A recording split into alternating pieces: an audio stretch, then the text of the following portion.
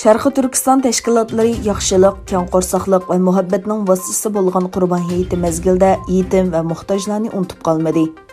Türkiye və O'rta Asiyadakı Uighur təşkilatları, uyuşma və şəxslər Qurban heyit münasibəti bilan qiyinchilikqa barlarga yordam qildi. Uighur Azadlıq Fondi gruppasining bildirishicha, gruppa a'zolari qurbonlarga atagan pullarni yig'ish qilib, Turkiyada o'qishda qiyinchilikqa duch kelgan o'quvchilarga, yetim va qiyinchilikqa bor oilalarga belgilik miqdorda pul yana qildi.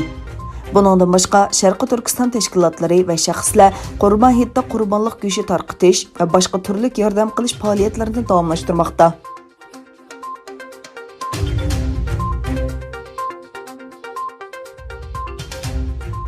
Amerika hökuməti Şərqi Türkistandakı kişilik hüquq dəfsəndiçilikdə rolu var deb qaralğan Xitay hökumətinin bir orqani və sabiq işki hökumət əməldarını embargo tizimligiga kirgizdi.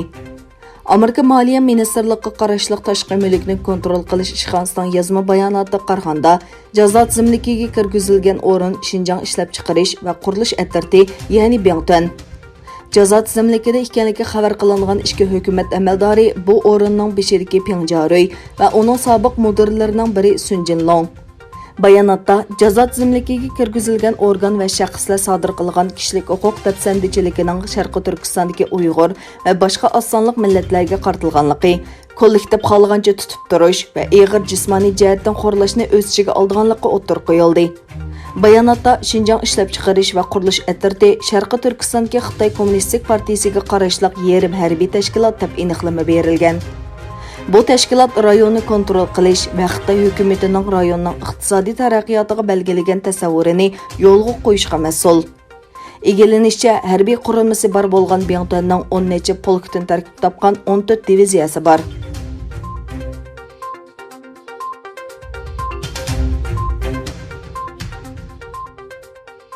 Amerika prezidenti Donald Tramp Xitoy ijtimoiy aloqa supisi TikTokni cheklash buyrug'iga imzo qo'yganligini aytdi. O'zlarining uzundan buyon TikTokqa qarshi qo'llanilgan tadbirlarni o'ylashganligini ta'kidlagan Tramp, biz TikTokni Amerikada cheklaymiz dedi. Tramp hozir jiddiy iqtisodiy huquqqa ega ekanligini ta'kidlab, o'zining bu huquqlarni ishlatadiganligini yoki prezidentning TikTokni cheklash buyrug'iga imzo qo'yganligini ta'kidladi. Tramp qarorni shanba kuni rasmiylashtirish mumkinchiligi borligini aytdi.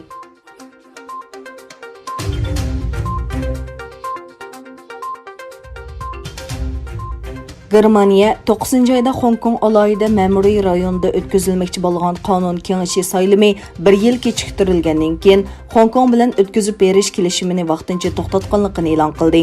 Germaniya tashqi ishlar ministri Heiko Maas yozma bayonotida mundaq dedi: Hong Kong hukumatining 12 o'qituvchi kandidatning qonun kengashi saylamiga qatnashishini to'sish qarori va saylamning 1 yil kechiktirilishi Hong Kongning huquqiga daxl-taruz qilganlik.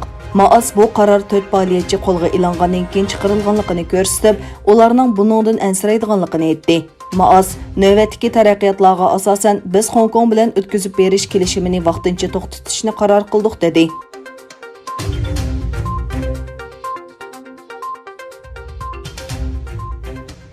Amerika prezidenti Donald Tramp tunji qatam bu noyabrda o'tkazilmoqchi bo'lgan prezident saylamining kechiktirilishini tilga oldi. Tramp Twitter uchurida mundaq deb ko'rsatdi: Vabo sababidan barliq saylovchilarga avatilgan elektronlik xat orqali bilet tashlash usulini qo'llangan shtatlarning soni ko'paydi. Bu ahvolda 2020-yil tarixdagi eng kamtuk va mekrlik saylam bo'ladi. Bu Amerika uchun zo'r nomus. O saylovchilar bexatar va xotirjam bilet tashlag'uchi kechiktirilishi deb so'radi. Amerika prezident saylami 3-noyabr o'tkazilmoqchi. Saylamni kechiktirish huquqi Amerika parlamentida o'qituvchilarni tashkil qiladigan Demokratlar partiyasi Avam palatasida ko'p sonliqni egallagachga saylamni kechiktirish ehtimoli bir qadar to'van.